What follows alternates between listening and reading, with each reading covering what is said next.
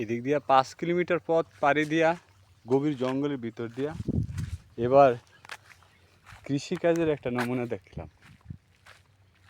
এখানে কৃষিকাজ করে মাটি গুঁড়া গুঁড়া পাথরের সাইড মতন সমতল ভূমি, এখানে চাষবাস করে।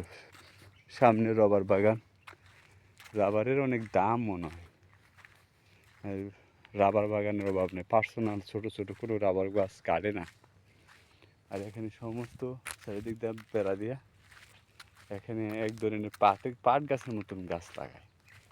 ওরা এই গাছ দিয়ে কী করে, হয়তো পাট সংগ্রহ করে, হয়তো ফ্যাক্টরিতে দিয়া দেয় এরকম।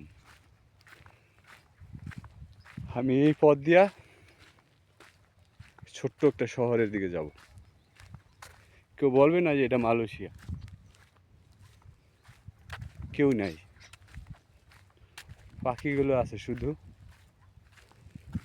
এখানে খুব কম। শুধু কৃষিকাজ করার সময় আসে, বৃষ্টি পানি জমছে, মাটি নরম, বড় ট্রাক্টর দিয়া চাষ করে। পেট্রোল সস্তা, কেরোসিন সস্তা, চাষবাস করতে সমস্যা হয় না। আর এখানে ভুট্টা, বিভিন্ন ধরনের ধান, কোনো জায়গায় রাবার বাগান। জমিন উর্বর না। আমাদের বাংলাদেশে যেমন উর্বর, এদেশে যদি উর্বর হইতো তাহলে ভালোই হইতো। হাজার হাজার একর জমি, গাছ আর গাছ, জঙ্গল। বৃষ্টি হয়, এমনি ঘাস হয়ে থাকে, ঘাস হয় প্রচুর। রাবার বাগান,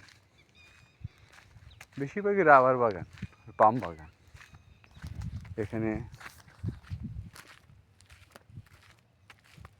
ফসল লাগাইছে সম্ভবত।